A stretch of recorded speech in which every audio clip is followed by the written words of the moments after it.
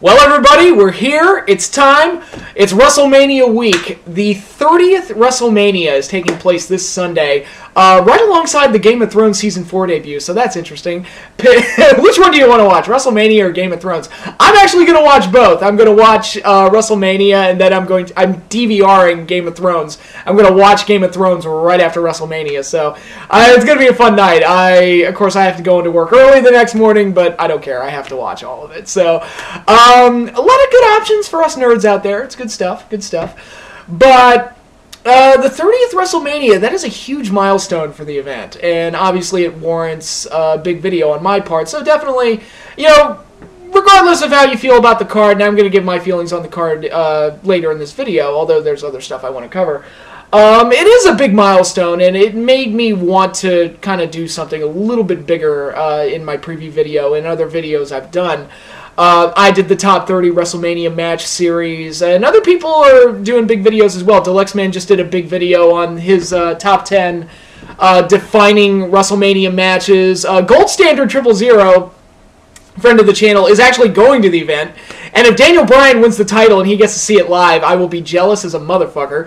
Last year I see Cena rock and nobody gives a shit, and he might be seeing Daniel Bryan win the title. So, yeah, I hope he has a good time, and I'm sure he'll have plenty of interesting things to say, because the WrestleMania live experience, regardless of how the show turns out, is pretty amazing. So, best of luck to him there, and hope he has fun. And same goes to anybody that is going. Like I said, regardless of the card, the live experience of WrestleMania is pretty spectacular. I can't speak for the Hall of Fame or Access because I didn't go to any of those last year, but the event itself, it's pretty cool to go to the actual event. So if you're going, hope you all have fun and enjoy all the other festivities that go along with it. And, obviously check out a lot of the other wrestling shows that are going on that weekend as well. I saw the Ring of Honor show last year, and I thought it was great. So I'm not sure what other shows are in town that weekend. I don't know for sure, although Truthslayer did talk about it in his video previewing the whole weekend. Another big video came out.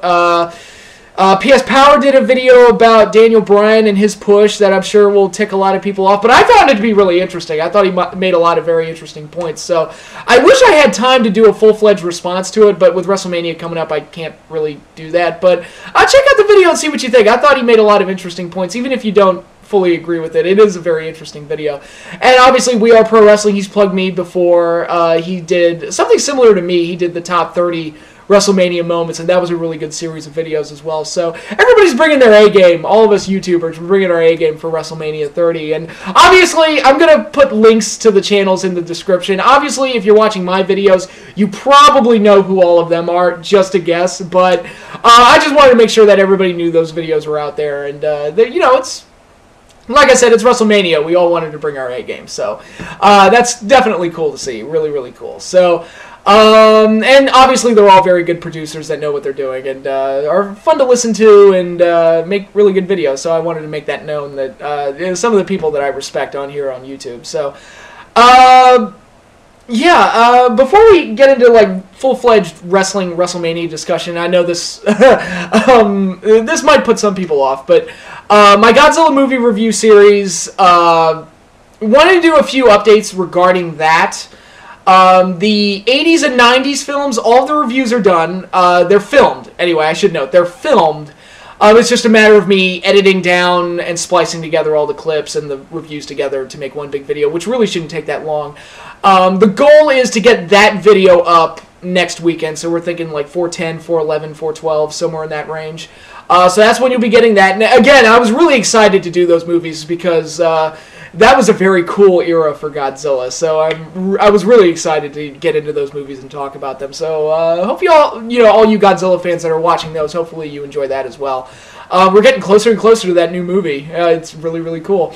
And actually, that same weekend I post the 80s and 90s reviews, I'm going to film the TriStar film review and the Millennium film reviews and then preview the new movie. And that video should be up the weekend before the new movie debut. So we're thinking 510, 511, maybe even a little earlier than that. So that's the final update on those. And I'm actually I've got Godzilla on the brain right now. I just read that Destroy All Monsters is getting re-released on DVD and Blu-ray. So finally I get to own it. Hooray! I'm going to pre-order the fuck out of that shit just to make sure I fucking get it. Because that thing gets yanked so quickly. whenever it comes out to video. So I'll finally have Destroy All Monsters. I'm happy with that. But okay, end of the Godzilla talk. Back to WrestleMania. How will I be watching WrestleMania? Well, I made a purchase a few days ago. I just bought the WWE Network. It's on my tablet. I watch it through the WWE app. And I've experimented around with it a little bit. I haven't watched too much of it. The first day I bought it, I watched the live stream, and I checked out a WCCW match between the Freebirds and the Von Erichs. I was like, wow, that's really cool. Okay, I get to see that. And then I checked out the pay-per-view archive, and I watched the first pay-per-view I had to check out, Great American Bash 1992, which was the first WCW pay-per-view I ever watched, period. Not the first one I ever ordered, not the first one, I didn't see any WCW things on tape before that. This was the first WCW pay-per-view I ever saw, so brought back a lot of good memories. The tag team tournament, which was a little odd how that was set up, but still, it was amazing how much of it I remembered, because I have not seen the show since it first aired, and of course there was that awesome match between Sting and Vader, which is every bit as cool as I remembered it to be. I mean, those Sting Vader matches were just so damn cool. So damn cool. And it makes you wonder, because another pay-per-view I do want to watch, and I'll get to that eventually, is Halloween Havoc 93, which had Cactus Jack and Vader in the main event. And I remember thinking as a kid that was the most violent match I'd ever seen. And I have a feeling if I went back and watched it now, it wouldn't be that violent. So it would be really interesting to go back and watch that one, I think. And I've had moments like that before, like there was a cage match between Hogan and Big Boss Man on not the Saturday Night's Main Event one, but it was on one of the Coliseum videos. It was an MSG show. And I saw Hogan superplex the Big Boss Man off the top of the cage. And as a kid, it blew my mind. It was my first really big holy shit moment. Did I just watch them die? And it's hard to imagine that your first big holy shit moment came from a Hulk Hogan match, but yeah, it did. And, I went back and rewatched the match in my older years, in my more adult years, and it really, I don't want to say it's not impressive, because it is still kind of a shock to see Hogan superplex a 350-pound man off the top of the cage, and for them to actually do that spot. But it's been surpassed. It's not as incredible as it was when I was 4. So it is really interesting to go back and watch it as an adult after first seeing it as a kid. It's really fascinating, and that's one of the good things about the WWE Network. I'm not a fan of the layout so much. It's not as well done as, say, Netflix or anything, but having all of this stuff at my fingertips is really, really cool. And it'll make, anytime I do a pay-per-view retrospective, like the video I did for SummerSlam 91 or the video I did for Survivor Series 91, it'll make those easier because I will literally have all this stuff at my fingertips. It's not like I had to cannibalize the stuff out of YouTube or dig through my old VHSs and dust them off and find something, or, do whatever I can to watch these things again and give it a rewatch. Although, I guess sometimes it's good to base it purely off memory, but just to, kind of recapture the old moment of what it was like watching it as a kid. But at the same time, I do want to have these things fresh in my mind when I review them. So that's kind of cool. And maybe I'll do something bigger down the road. Maybe a WCW pay-per-view retrospective or something. Because that was the thing I was most excited to see. And I hope they add more stuff to it. Like, it would be cool if we had like a Raw archive and a Nitro archive, which are really the two things that I want. Oh, and a Saturday Night's Main Event archive would be really cool too. I would love to see the old... and Clash of Champions as well. That stuff would be really cool. So if they could put all that on there, I'd be really happy. Just saying. Yeah, let me turn this off, actually.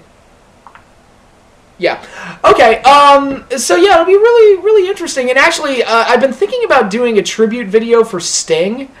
And really talk about the importance of Sting to me personally and what he meant to me. And actually, having a lot of the stuff with the WWE Network will actually help me do that. And I haven't checked out the live stream as much and, seen some of the shows and the original programming that they put on there. But the pay-per-view archive is really cool. And like I said, they do show old stuff on the live stream, so that's really cool as well. So as I get into it, I'm sure I'll have more time to mess around with it this weekend. It seems pretty cool. Like I said, it's not as well done as Netflix, but I am getting WrestleMania for $10, and hopefully the live stream holds up during WrestleMania, because that would suck. But if it didn't.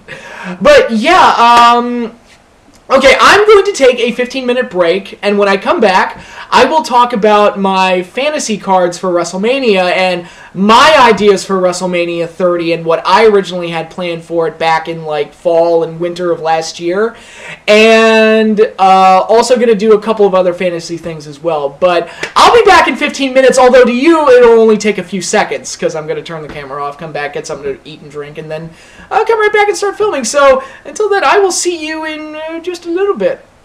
And boom, jump cut, solves all problems. I'm back.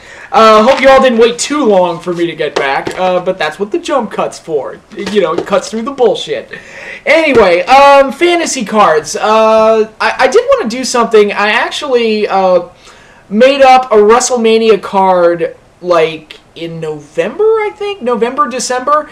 And I wrote it down, and I wanted to deliberately save it for the week before WrestleMania just to compare what I was thinking WrestleMania 30 might look like back then and what it ultimately became, and ultimately I was completely wrong. So, like, literally I got everything wrong. Alright, well, I guess I figured that Undertaker and Lesnar was going to happen. I just didn't want it to. So that's why I didn't have that down here. But this was my fantasy card from a few months ago.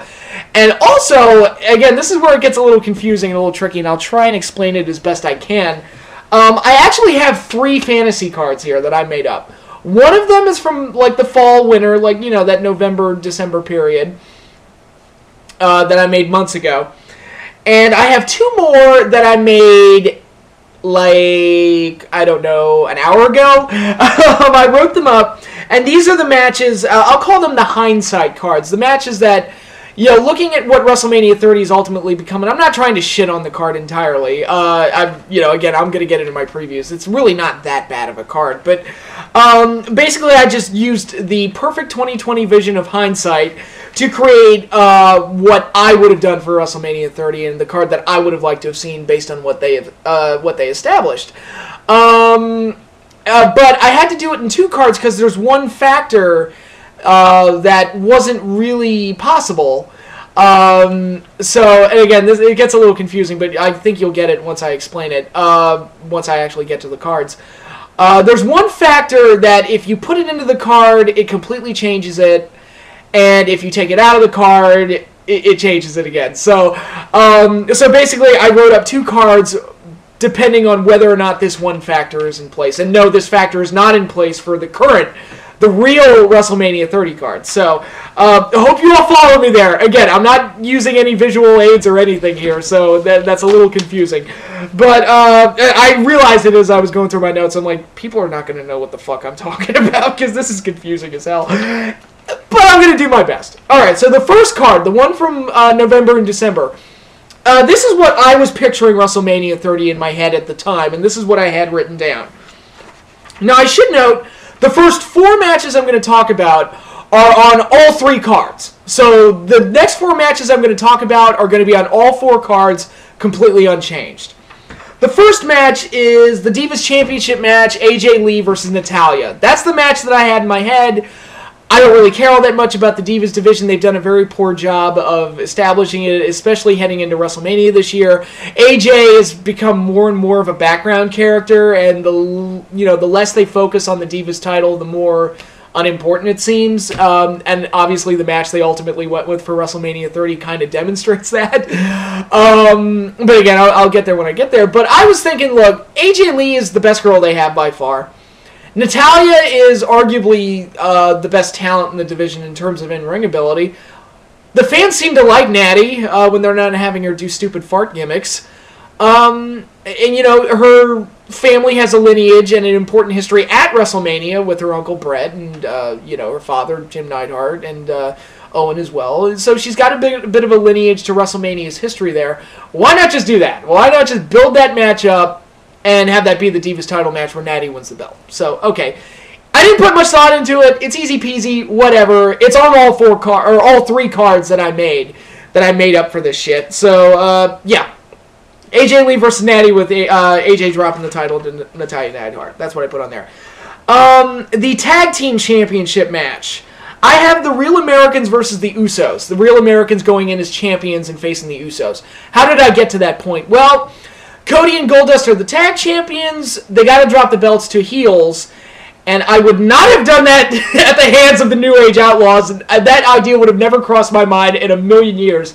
Because I hate it whenever they just dust off the past and use it, use the present as the sacrificial lamb just to live in the era of nostalgia, especially for an act that really stopped being cool when I was in middle school. So that idea would have never crossed my mind. I would have set up the Real Americans. Antonio Cesaro has gotten a lot of attention lately. I guess it's just Cesaro now because Vince loves to drop names. I mean, is Big E Langston just Big E now? Does he have something against, like, fully realized names? It has to be just one. I don't know. I don't get it. It's weird.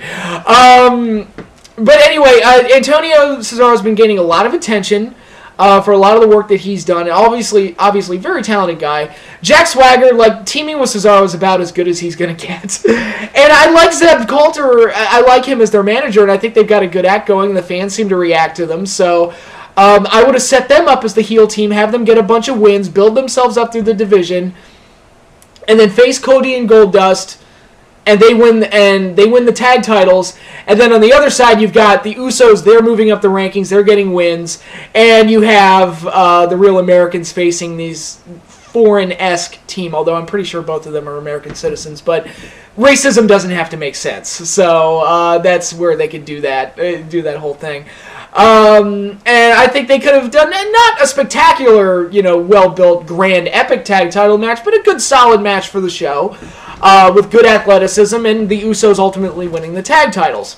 That's what I would have done. And the reason it was kind of down to them, because I've got Cody and Goldust doing something else, and the fact that they have almost nothing to do at WrestleMania 30, I think is insulting. But it's insulting to the work that they put in to really establish themselves as one of the better teams. But I've got them doing something else, which I'm going to get into in a minute, and I've got the Shield and the Wyatts doing something else, and I think I just gave away what that is. But so really, the bigger teams are off doing other things. So for the tag titles, it leaves us with the Usos winning the belts from the Real Americans at WrestleMania, and I think that would be an acceptable match, And actually, this is what I had mapped out in my head back in November and December, so that's that. But the next match, match number 3 of the 4 matches that are on all 3 cards that I established, Cody Rhodes versus Goldust.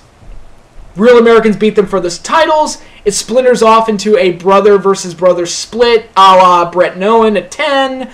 And again, Dusty Rhodes is a historical figure at WrestleMania, and it's like his boys are kind of, living in the history of WrestleMania's present or whatever. I don't know. I phrased that wrong. But you kind of get what I'm saying. Kind of playing off WrestleMania's old history and the history of professional wrestling in general, quite honestly, and just kind of bringing it to the present. And the whole, I think they could have done something good there. I don't know who would be the heel in that situation. I would think Cody. But I don't know. That'd be rough. It would be hard to turn either one of them heel. Maybe they wouldn't have to go heel. Maybe they'd have to kind of pull a Bret and Piper from 8 and just kind of have one of them play heel. Maybe have Goldust kind of play heel, and then at the end, when Cody beats him, he turns face, and they kind of hug it out at the end, and all is forgiven, all makes sense. But I think both guys really came in and worked really hard and got that team over with that great emotional storyline. They're great matches with the Shield. I think they deserve to have a spot at WrestleMania 30, and apparently they've been asking for a match with each other at WrestleMania, and I think they earned that. I think they deserve that, and I think they could have had a good match. So, I mean, Dustin, this is the best he's ever looked as far as in-ring work goes. I'm like, Jesus, that guy's working his ass off. So, yeah, I would have been completely fine with that. So, I have that match on all 3 cards, and the final match that I have on all 3 cards, say it with me, Shield versus Wyatts. It was awesome to get it at Elimination Chamber, and it was awesome to get it for free on Raw. I think it was the next week. But quite honestly, that would have been my Mania match. I would have had the big 2 badass factions beating the holy hell out of each other at WrestleMania. It would have been a show stealer, I think. And my idea was to do a tornado tag, no holds barred match. Just cut them loose and let them do whatever the holy hell they want to each other. And it would have been fucking amazing. I think they could have had an absolute show stealer. And for a tag match to steal the show at WrestleMania, that hasn't happened really since the TLC matches, which, again, isn't straight up tag, but neither is the one I booked, so I guess it doesn't matter.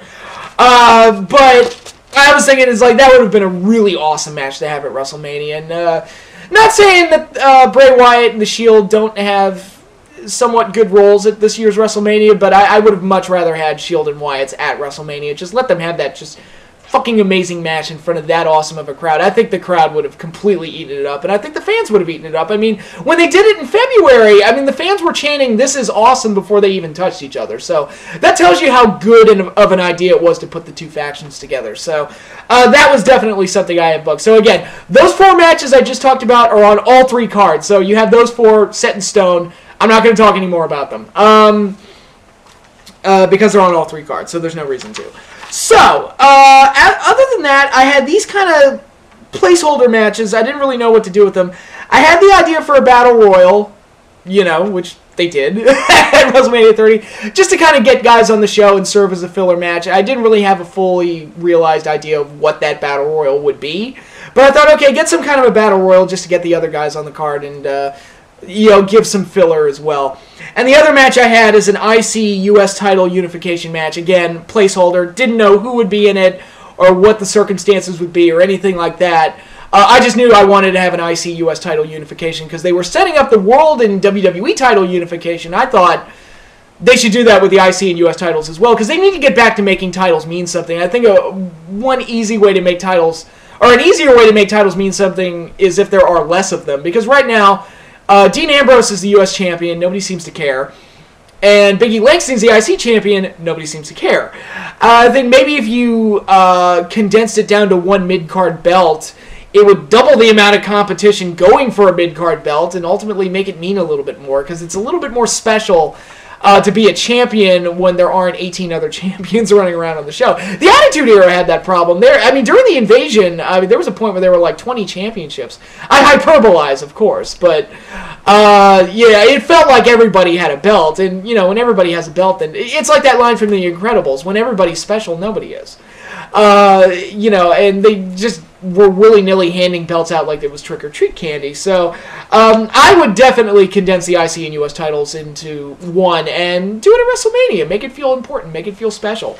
But I didn't know what idea I had. I just have here written down IC US title unification. I didn't have any participants or anything else mapped out beyond that. So didn't really think too much beyond the concept for that one. But I will elaborate on it more in cards 2 and 3, in my hindsight card. So again, follow me. I know I'm probably losing some of you. This is confusing. I know. I looked at these notes and I'm like, I can't talk about this. This is confusing as hell. But again, just put it in your mind. It's coming back. I'm going to get back to it. So IC US title unification. Make a note of it. It's coming back.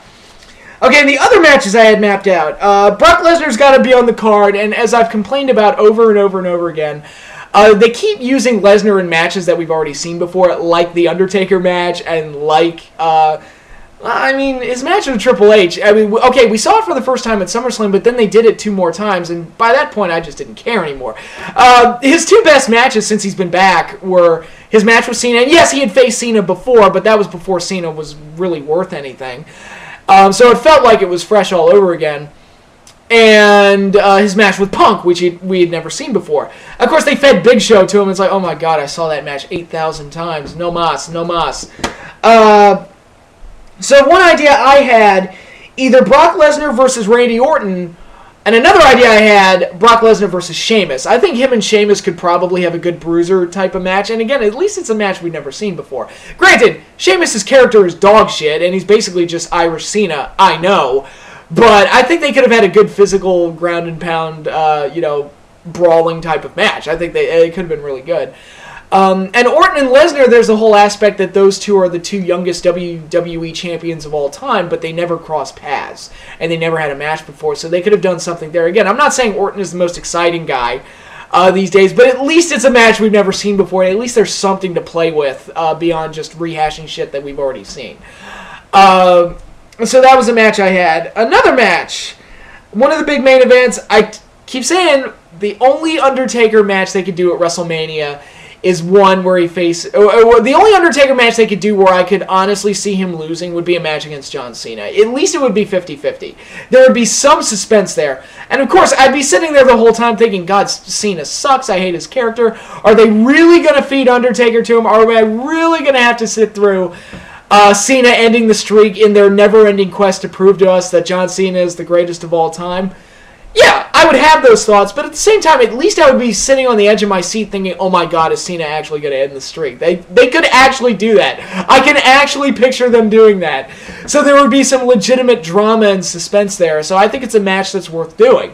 So that's the match I had down, and I think it would have been a pretty cool match to do just from that aspect. From a dramatic aspect, I mean, it would turn out to be a finisher fest like all Undertaker matches are, and quite honestly, like a lot of Cena matches at WrestleMania have become. I mean, check out his 2 matches with Rock, but at least I would have some doubt that Undertaker would actually come out of it with a win. So that's why it would be an interesting match to do.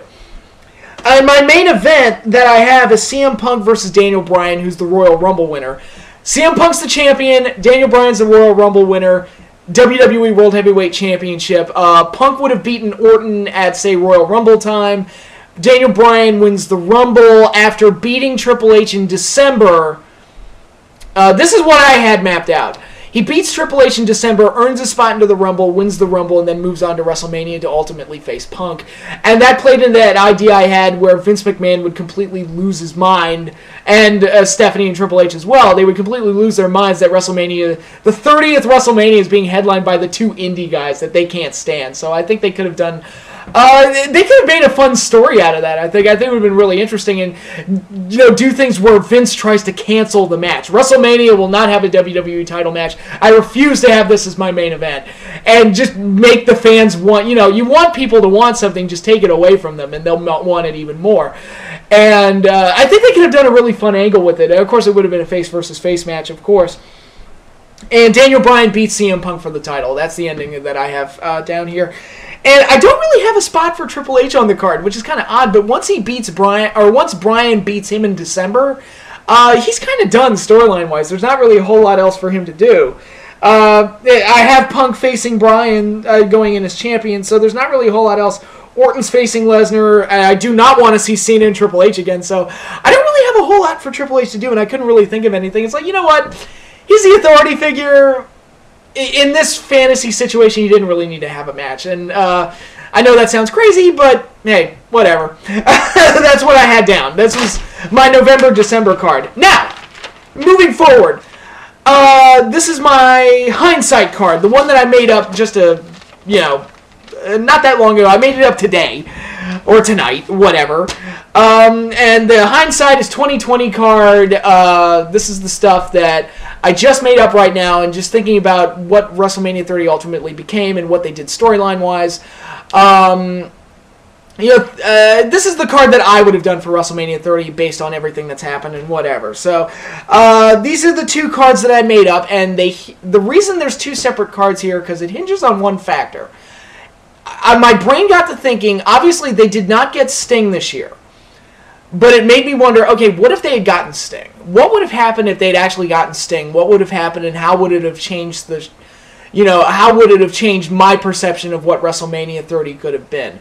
So I have one card, what if they got Sting, and another card that I changed things, but operating under what really happened. They didn't get Sting, but I made changes to the card anyway. So my Sting card, we'll call it the Sting card and the non-Sting card. Again, please, I know this is confusing. This is like the most confusing thing I've ever done. But, like I said, okay, AJ Natty for the Divas title, Cody Goldust, Usos and Real Americans for the tag titles, and Shield versus Wyatt's.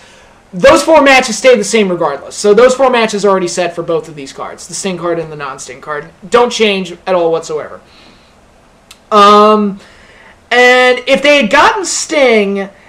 first of all, one idea that I had for WrestleMania, and this idea came about by Hulk Hogan making the Andre the Giant Memorial Battle Royal. And it got me thinking, what if they had done something where the Hall of Fame class and Hulk Hogan, who's the guest host, what if they had done something where the old guys got to book matches for WrestleMania? Like, let's say, all right, you got Jake Roberts, you got Ultimate Warrior, you got Scott Hall, and you got Lita, who are all going into the Hall of Fame this year. What if they had let all 4 of those Hall of Famers book a match for WrestleMania? And Hogan got to do it because he's the guest host, and he booked the Andre the Giant Memorial Battle Royal, which, again, I don't have a problem with the Battle Royal, but I'll elaborate on that more as I actually preview the main card. And sorry, another awkward jump cut. I heard a noise outside, so I had to turn off the camera and figure out what was going on. Didn't find out what it was. Maybe there's a prowler outside and maybe he'll come in and kill me. So that'll be an interesting thing to have on video. I'm just kidding, of course. But, alright, where was I? Okay, Hall of Famers booking, each one being selected to book a match for WrestleMania. Once I got that idea in my head, and it's really one of those times where I really wish that I was on WWE Creative once in a while, just so somebody can pitch the idea of, well, Hogan booked this Andre the Giant Battle Royal, and that's what we're going to do. And then it would get my brain thinking, it's like, well, what if you let the other Hall of Famers do that? And see what they come up with. And it just instantly, it kind of clicked in my head, well, okay, if I did that, what would Jake Roberts book? What would Ultimate Warrior book? What would Lita book? What would Scott Hall book? And it really clicked a lot of things in my head.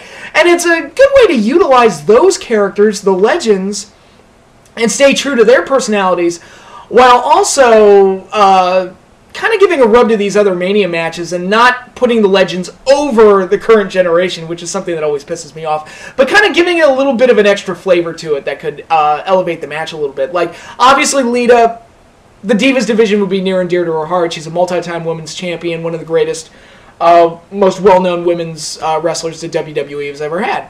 What would she book? She would book AJ Lee up against Natalya Neidhart, and Natalya having the family lineage that she has in wrestling. And obviously I would have built up Natty with a series of wins throughout the division and chasing AJ all to Mania, so it wouldn't have been completely random either, but it would have, Lita would have been the one to make that match, and that would make sense in my head. Okay, and I know that sounds incredibly sexist that the Diva would book the Divas match, but, you know, that also makes sense too. But, so then I thought, alright, what would Scott Hall book?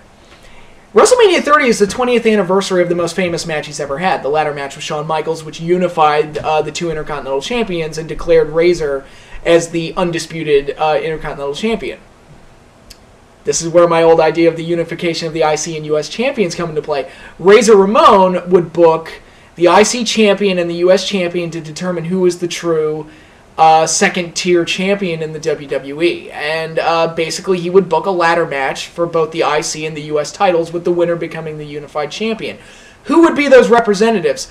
In my mind, just because I'm a mark, I've got Damien Sandow as the IC champion. I've got Dolph Ziggler as the US champion. I know that's totally fan bias on my part. I know they've done virtually nothing with them for months. You know, they gave Sandow the Money in the Bank, did nothing with him. Ziggler is the most over guy on the show that has absolutely no direction. And the fans have no reason, storyline-wise, to like him. They just like him because he's talented. So I think those two could have had a good ladder match together, and they could have played off of that and let them be these two strong mid-card champions that have great matches. Sandow's great on the mic, and he could have carried it in that aspect. He has experience in ladder matches before, having been a Money in the Bank winner. And you could have built them up to this point to see who the true second-tier champion was, and I think it would have been a really good ladder match. It would have come from the mind of Scott Hall, somebody who has experience in that same situation before. So, that's a match that I would have liked to have seen. It also plays into my idea of the whole IC US title unification situation, and actually give that match more significance than what they usually do, which is just, you know, just kind of, if they were going to do it, they would just be a throwaway match. Hell, they did a tag team unification match at WrestleMania one year, and they stuck it on the pre-show, so, you know. But whatever, like I said, I'm trying to give more of a rub to these matches through my whole Hall of Fame booking idea. Another match I had, this is not booked by any of the Hall of Famers, but it's Brock Lesnar versus Randy Orton or Sheamus. I already talked about that. That match remains unchanged in the Sting card. It changes in the non-Sting card, and I'll get there when I get there. Alright, next match. I know CM Punk left the company. I'm assuming, under my fantasy situation, that Punk would stick around, because I think this is actually the match that I would have had him for. I mean, I know I didn't have Triple H on my November-December card, but here there's actually room for him. CM Punk versus Triple H. CM Punk wants to rage against the Authority, and wants a match with Triple H to finally beat him, and Triple H refuses to give it to him because I'm the authority figure and I don't wrestle, you know, indie chumps or whatever, and ultimately have that come to a head. What is CM Punk's way to get around that? Well, let's say Stephanie and Triple H, they grant the Hall of Famers this booking idea as a chance to kind of make themselves look good through some bullshit kind of publicity stunt thing. It's like, oh, we're honoring the legacy of WrestleMania by doing this, and make them look like shitty assholes by doing it. But they grant the Hall of Famers this power to book any match you want for WrestleMania, and Jake the Snake Roberts, who I have this feeling that him and Punk would be two peas in a pod and would just look great together. Granted, I mean, when they paired Punk up with the New Age Outlaws, I laughed, because I'm like, Punk would never hang around with those two guys, but him and Jake, especially psychology-wise, I think that they would just, like, mesh perfectly. Granted, Jake is a rampant, or was a rampant drug user, and Punk is not, but other than that, I think they could, personality-wise, I think the two would mesh. It would kind of be like Punk and Raven was in ROH. So Jake books this match. CM Punk versus Triple H, and Triple H gets all pissed off that he kind of booked himself into the situation where Punk could finally face him, and that's how you get to that WrestleMania match. And yes, Punk goes over in my situation. You get the added use of Jake Roberts, great use of the character, and you get the big match between Punk and Triple H with Punk going over. And again, I know Punk walked out, presumably, it's rumored that he did it for the reason that he knew he was going to be facing Triple H.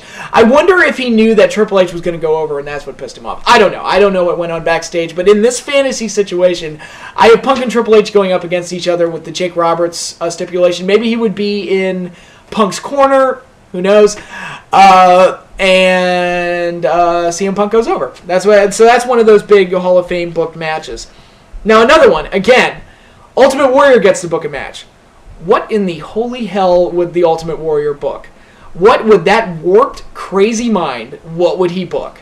He would book a match between two crazy, otherworldly personalities that he knows very, very well. And this is my Sting card. So, Ultimate Warrior, in his infinite lunacy, otherworldly insanity, would book a match between one of his greatest enemies, The Undertaker, and one of his greatest allies that he knew in his infancy in the business, Sting. Ultimate Warrior would book that match, and we finally get Sting and Undertaker through the will of the Ultimate Warrior. And that would be an interesting way to kind of combine the past of the two superstars by having Ultimate Warrior being a common component between the two. So Warrior sets the match up, and then, the lights go out one night, and it's Sting pointing the baseball bat at Undertaker, and you get the whole deal. Again, I'm confident that the Sting-Undertaker match wouldn't be as good as people would expect it to be because of the physical limitations of both men. Specifically Sting. I don't know if you've seen what Sting looks like now, but he has to wear a shirt when he wrestles. Just saying. But I think the promos and the video packages would be very good. And I think incorporating Ultimate Warrior into the whole thing would make it even better and just raise the stakes even more. And I think they could get a lot of good stuff out of it. So, that's how you get to that. But that leaves the main event.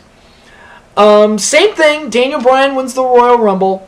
He beats Triple H in December. That's what I had. And they actually had a really good storyline point here that they squandered, where Triple H set up the referee conspiracy to keep Bryan out of the title picture, to get the title off of him, to say that, oh, Daniel Bryan had this referee help him win the title or whatever. And it was all bullshit, but everybody knew it. But it gave Triple H an excuse to keep Daniel Bryan out of the title picture. And that would have been a great way to put Bryan on the path to ultimately getting back into the title picture at WrestleMania and winning the Rumble and doing all that. Similar to what they didn't go all the way with it, but similar to what they had set up with Luger in '94, where he had the match with Yokozuna at SummerSlam, and they said it was his one and only shot. If he doesn't beat Yokozuna for the title, then he's never going to get another shot at the title. He won the match by countout. So he won the match, but he didn't get the title, and that was his one shot. So it put Luger on the path to ultimately building himself back up to winning the Royal Rumble, and then circumventing that initial ruling, and then getting back into the title picture at WrestleMania 10. He didn't ultimately win the title, but it's a similar situation to what I had mapped out in my head. The referee controversy keeps Bryan out of the title picture. He faces Triple H in December at TLC, beats him, earns a spot in the Royal Rumble, wins the Rumble, and then goes on to face the champion at WrestleMania. Who's the champion? Well, as most of you know, I am fully in favor of a John Cena heel turn. Fully in favor of that. And I would have done the corporate champion thing with John Cena. It writes itself. It would have been perfect. And Orton was just a pawn the whole time while Cena was injured. And then once Cena comes back, the Authority will throw him to the Wolves and put the belt back on their golden boy. Cena gets to be the corporate champion, and then you have this underdog champion that the fans legitimately love. and he gets to beat Cena for the title again at WrestleMania. So there you go. That would have been my main event. And I think, as invested as the fans were at SummerSlam, I think making Cena the corporate champion heel would have raised it even higher. And that's something they definitely could have done. And with Sting facing Undertaker, and with Orton being moved down to face Brock Lesnar, and CM Punk wrapped up with Triple H, and this updated card that I have that leaves John Cena to face Daniel Bryan, I would have turned him heel, and that's what I would have done. So, but now we move on to my non-Sting card, the card where they don't have Sting, and the John Cena heel turn stuff goes out the window. You get Cena and Undertaker, and that's a thing. And obviously no heel turn for John in that situation. You still get CM Punk and Triple H. That remains unchanged. You still get the IC US title ladder match between Ziggler and Sandow. And you still get the 4 matches, Shield and Wyatt's, Cody Rhodes and Goldust, the tag titles, Usos and Real Americans, and you get AJ Lee and AJ Lee and Natalya for the women's title. I know some people would want to do AJ and Lita, but I'm not sure what kind of wrestling shape Lita's in, so that's why I put Natty in that spot. So, sorry. That's the way that is. So all of that remains the same. The only changes is that it's CM Punk, or it's Undertaker and Cena once again, without Sting in the mix. It's Randy Orton going in as champion to face Daniel Bryan. Same outcome, same conclusion. Still get CM Punk and Triple H. The Brock Lesnar match would actually be Brock Lesnar versus Batista, because in the Sting card, I have Batista in the Andre the Giant Memorial Battle Royal, where he probably returns at that show and wins it. But with all the main events being switched around, it kind of made me think, all right, let's have Batista and Brock Lesnar at WrestleMania in the non-Sting card, just to give a big match that we've never seen before. And granted, I'm not saying it would be the best match in the world, but at least we've never seen it before, so it would be fresh and new, and the crowd probably wouldn't shit on Batista as much if he didn't take a spot away from Bryan. So I believe that's everything I have for the WrestleMania fantasy cards. Yes, it is. That's everything I have. So I hope you all were able to follow that. I made a lot of notes on this damn thing, and it is very confusing the more and more I look at it. So, thankfully, I got through all of that, and that's all I have for now. I'm going to take another 15-minute break to go piss and shit, and probably eat something else, drink something else, probably have a beer, and I will be back in about 15 minutes, though to you, it will only be a couple seconds, so I'll be back in a sec. I love Guinness. Stuff's awesome. And with that, it is now time to preview and give my predictions on WrestleMania 30. Now, one of my criticisms of WrestleMania over the last couple of years is that it's moved away, it's kind of sort of moving away from being like the grand culmination of storylines that they had built up over a long period of time, the season finale, the grand climax. It's kind of moved away from that, and it's becoming more and more of a legend show, like a really glorified legend show. And that's kind of the case this year, unfortunately. Hulk Hogan is the guest host. I don't understand why WrestleMania needs a guest host to begin with. I'm still trying to figure that one out. Like, when they gave Rock that spot, I was just like, why does WrestleMania need a guest host? I don't understand that. But, Undertaker's match on this show feels like more of an obligation than a culmination. Literally, it does feel like they just put Undertaker on the card just because it's Undertaker. They have to put him on the card. It's not like they actually had a grand plan or anything like that. You got Kane on the card. You've got the New Age Outlaws on the card because the world can't revolve, without them for whatever goddamn reason. So yeah, there's still a lot of that stuff going on. Batista came back. So there's a lot of, like, quote-unquote legend show-esque quality going on here. That said, it's not a completely awful card. They definitely had to change a lot of things, what with Punk leaving, and the blunt force trauma from the fans telling them, we want Daniel Bryan in the main event, and fuck you if you don't do it. So they definitely had to change some shit and go to some plan Bs, but overall, it's not a completely awful card. It could have been better, sure, but it's not completely terrible. And I think with Daniel Bryan being the main focal point of the show, and certain talents being highlighted like The Shield and like Bray Wyatt, I think WrestleMania could turn out to be a good show. I think they could actually make a good show out of this. Whether or not the path to getting it there was completely perfectly executed, although some parts of the build-up have been great in the last few weeks, and I'll touch up on that when I get there. But this could have been a disastrous WrestleMania. I mean, if they'd actually gone through with Batista versus Orton, this WrestleMania would have been a disaster. So they pulled themselves out of the fire a little bit, and I think they've got potential to do some good stuff here. So, with all that said, as I'm praising them for, well, not praising them, but complimenting them on something, I've got to go into a rant here. The pre-show match, Tag Team Championship Fatal 4-Way, the Usos versus the Real Americans versus Los Matadores versus Ryback and Curtis Axel.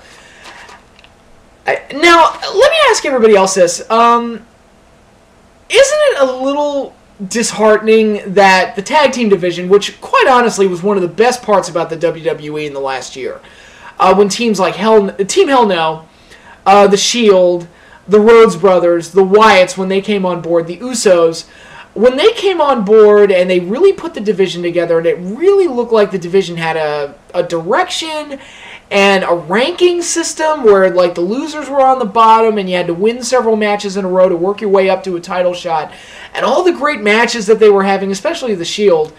Isn't it a little disheartening that at WrestleMania their big climax to that is a four-way match that's on the pre-show involving contenders that have absolutely no business being in that match?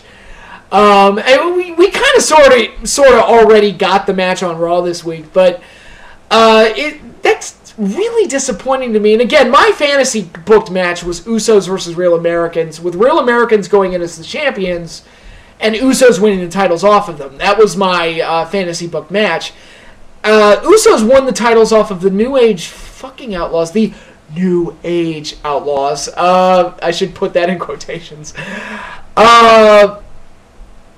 Man, it felt like once they put the titles on the Outlaws, everything just kind of got thrown out of whack, and the direction of the division kind of got screwed up. Yes, the Usos won the belts, and thank God, because I couldn't stand another week of the Outlaws holding those goddamn belts. I was just like, Jesus, can we just put a knife in this already?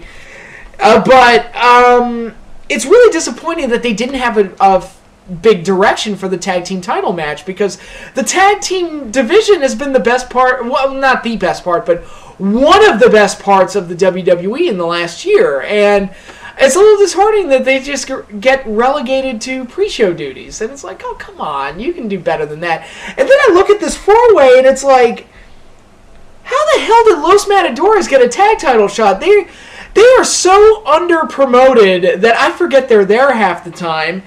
And Ryback and Curtis Axel have been the job team for months. So you're telling me they win one match, and we're back to that logic that you win one match and you get a title shot? I hate that. I absolutely despise that. It's like, if you want to put Ryback and Curtis Axel, and granted, I don't like them that much, but if you want to put Ryback and Curtis Axel in a tag title spot, at least have them win like 5 or 6 or 7 matches in a row to get them to that point. Don't just have them win one match and it's like, oh, they're contenders now. Because if you're going to do a four-way match, I'm thinking in my head, okay, it's the champions and the 3 top contenders. Like the unquestioned 3 top contenders in the division. Who would that be? That would be, obviously the champions are the Usos, the Rhodes Brothers, the Wyatts, and, okay, the Shield's busy doing they're off on the side doing their own thing. So, okay, we'll take them out of the equation. The Real Americans. There you go. The Real Americans absolutely belong in this match because they're one of the better teams that they have, and they've actually been on a kind of a successful run, and Antonio Cesaro has been gaining a lot of attention lately. And how disappointing is that? Antonio Cesaro has that great match with Cena, shines in the Elimination Chamber, gets a main event spot, and now he's back to curtain jerking duties in the pre-show of WrestleMania. It's like, come on, you can do better than that.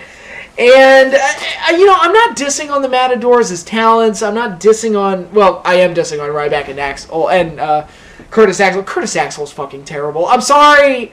There's a reason why the guy got de-pushed after they tried to push him to the moon. Excuse me.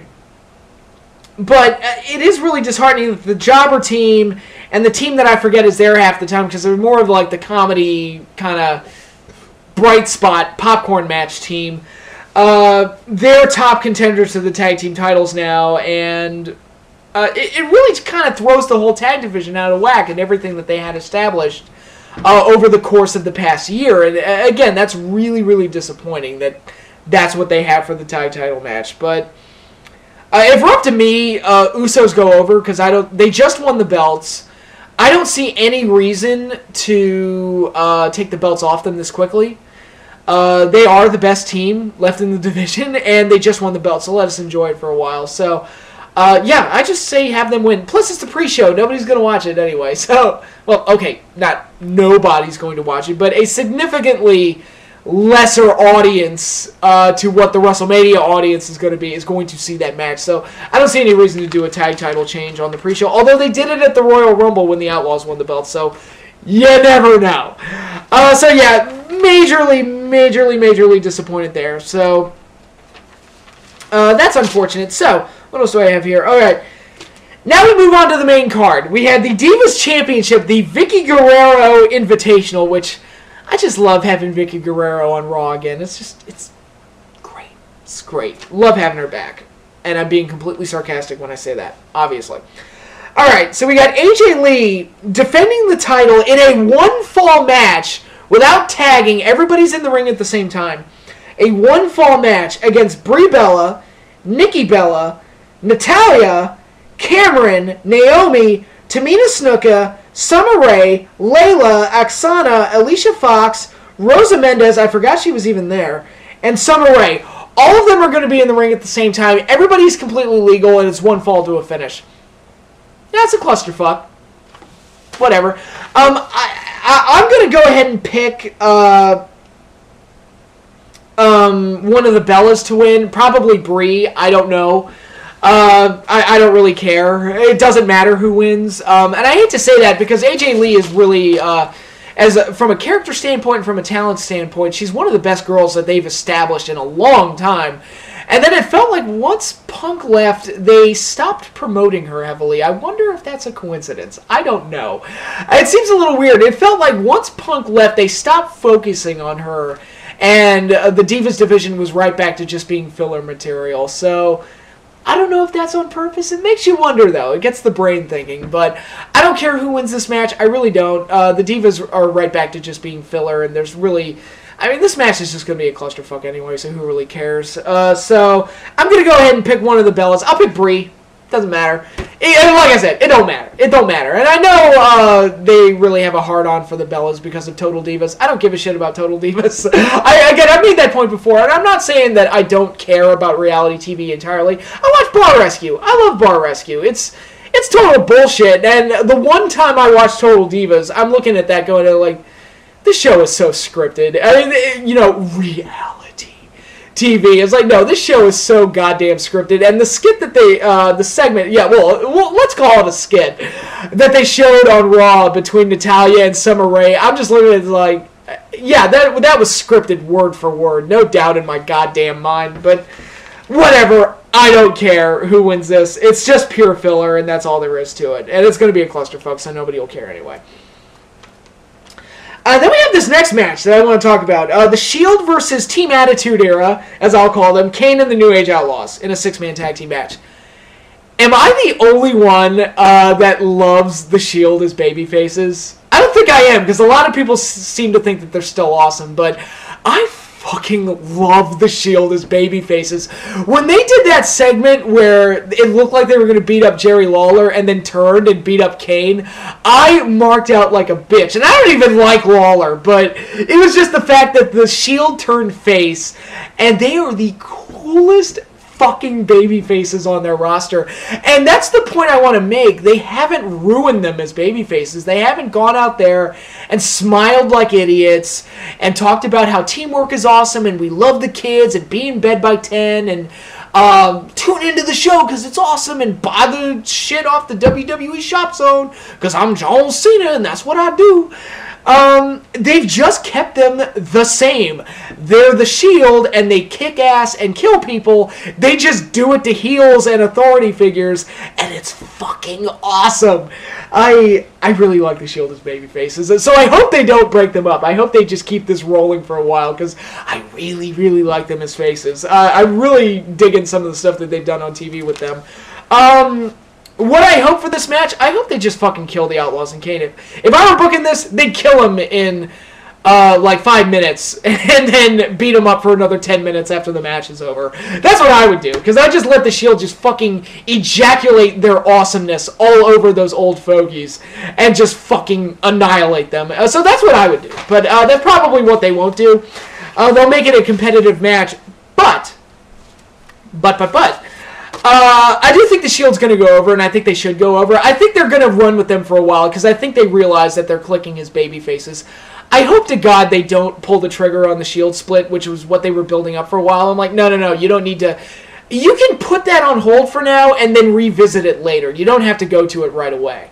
I could use a couple examples from TV shows, or recent TV shows, but I'd be giving away a few spoilers, so I don't want to do that. But, you can... do the Shield split eventually, and use the stuff that you did in February as kind of a story point for that. But don't do it right now, because I love them as baby faces. I say just keep the ball rolling, because they are some of the coolest baby faces that the WWE's had in a long time. So I'm really digging it, so I really like it. So just to see the Shield kill people, I'm actually kind of okay with this match. It's not Shield Wyatt's, but as long as they go over, I'll be completely fine with this.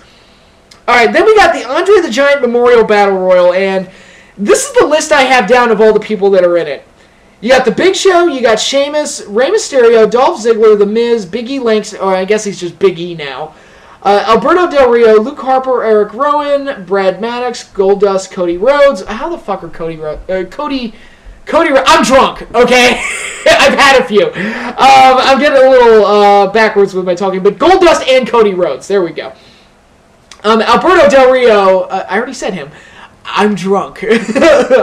Fandango, Damian Sandow, Titus O'Neil, Darren Young. I'm so happy that they split up the primetime players. That was such a useful thing.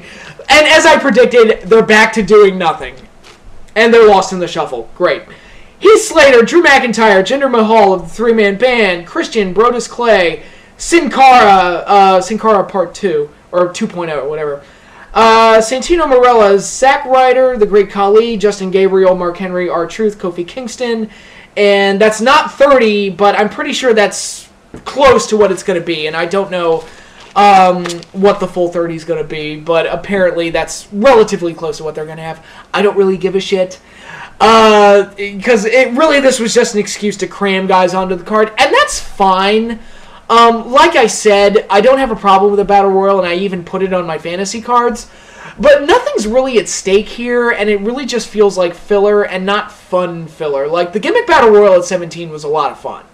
And it was just pure filler, but it was just an excuse to get some yucks, get some pops, and kill some time. And that's fine.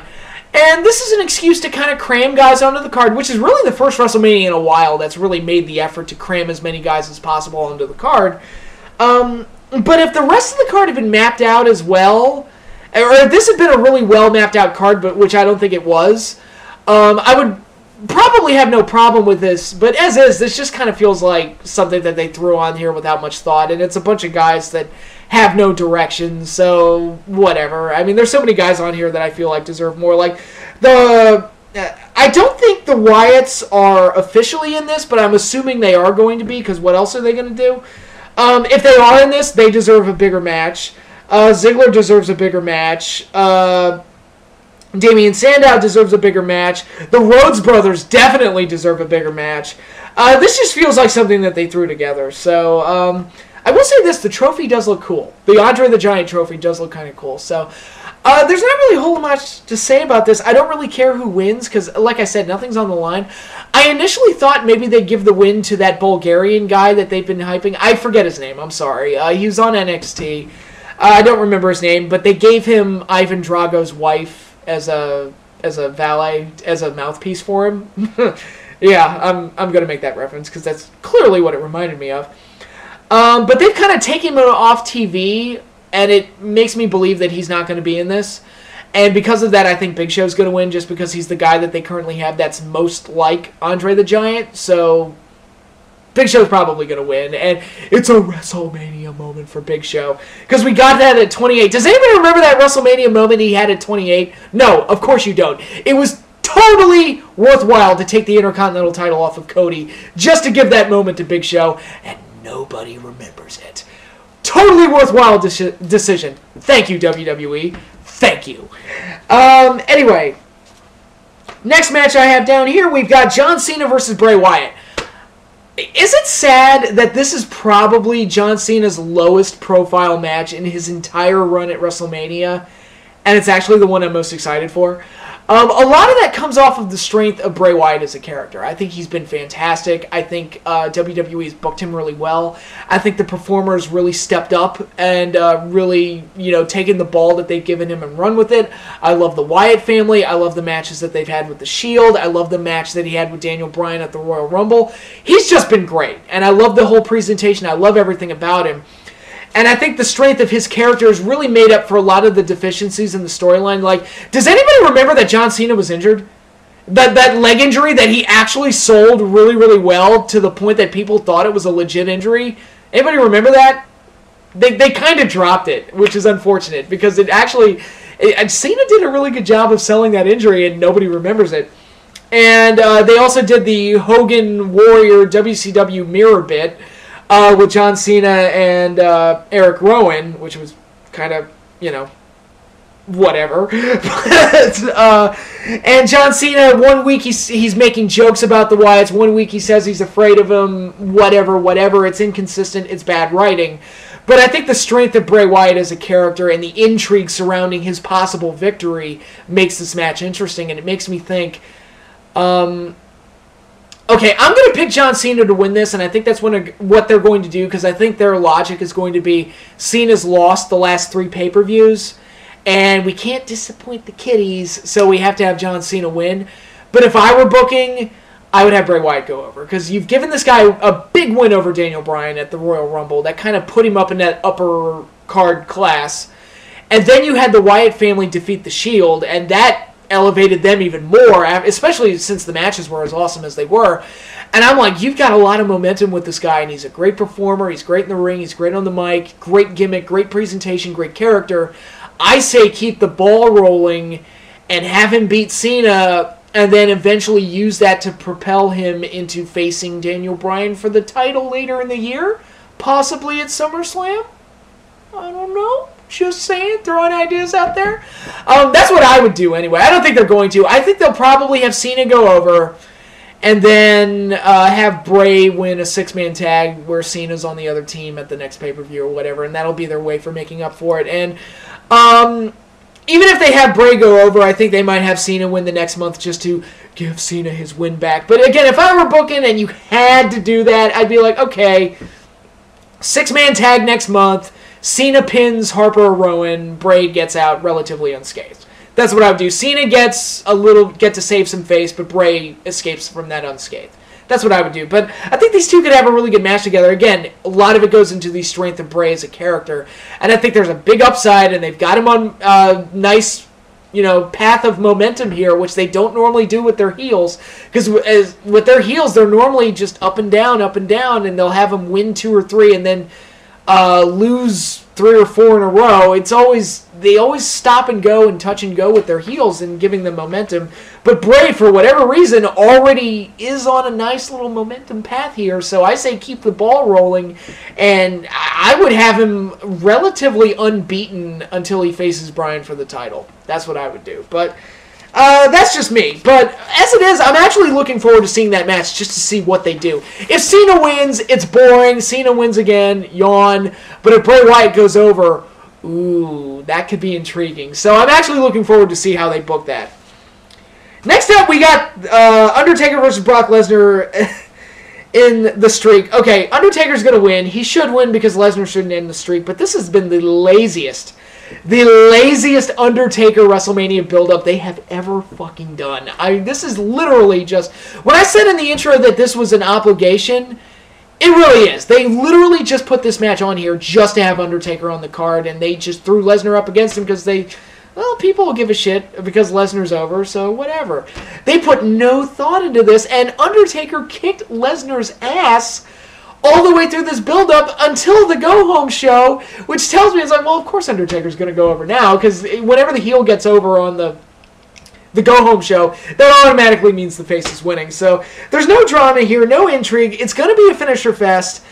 Lesnar's going to kick out of the tombstone, and the commentators will act like it's never happened before.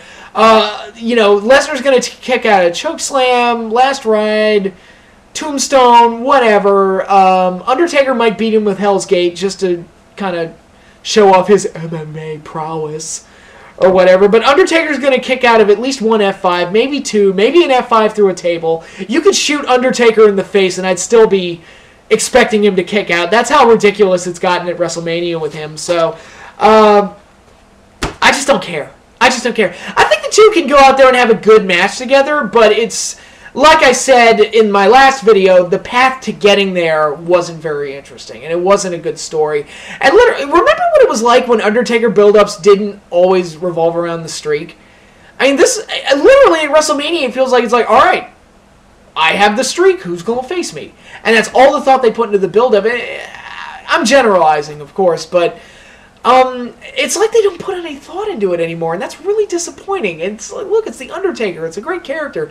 You can tell more interesting stories with him, like the match with Kane at 14, like the match with Kane at 20, like the feud with Triple H at 17, where it was like the two wanted to beat the holy shit out of each other, like the match with Jake at WrestleMania 8, like the match with Diesel at 12, like the match with, well, I mean, the match with Sid at 13 had no build-up, but that was because Shawn Michaels lost his smile.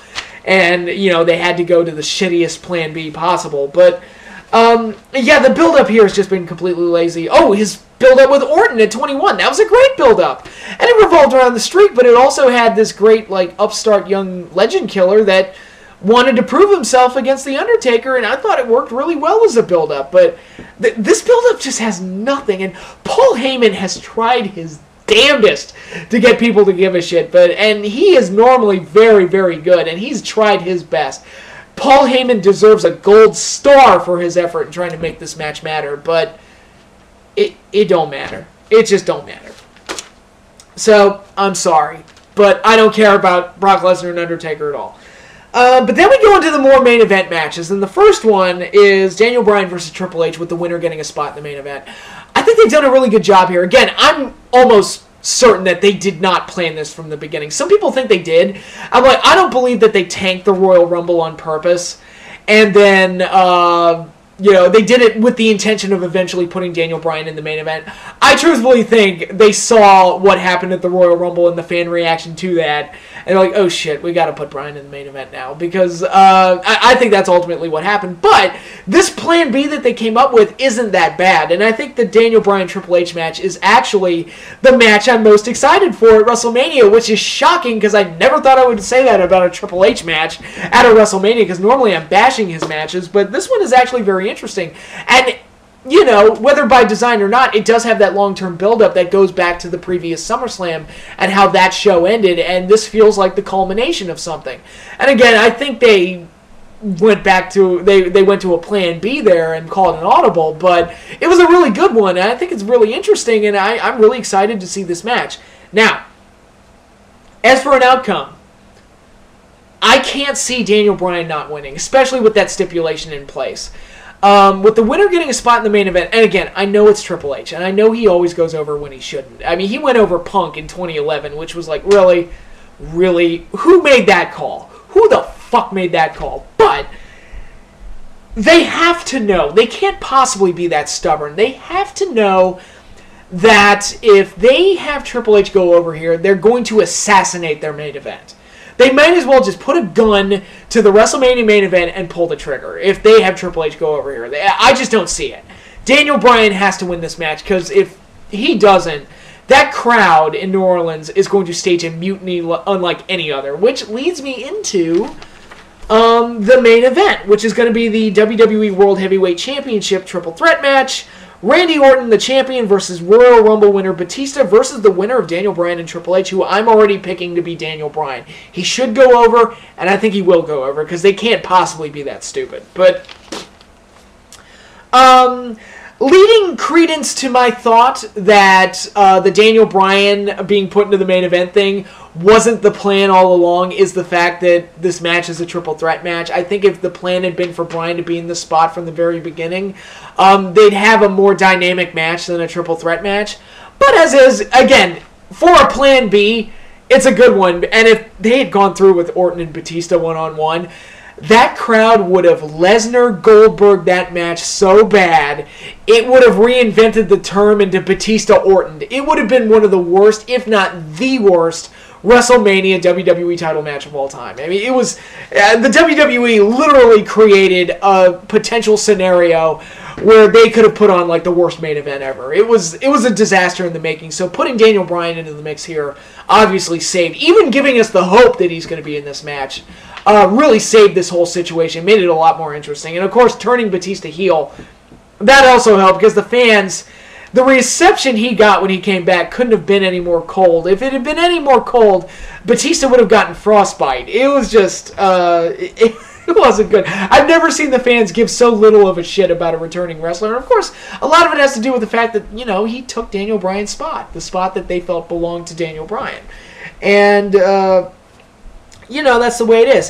So I think Daniel Bryan's inclusion in this match is key, and I think that'll be what makes the match exciting. And I think putting Daniel Bryan here kind of makes him the focal point of the show, sort of the way Savage was at WrestleMania 4, sort of the way Brett was at WrestleMania 10. I think it just puts the attention on Bryan, puts him in the underdog spot, and could paint a very strong WrestleMania ending where Daniel Bryan wins the title. I think it'll be very good if he does that.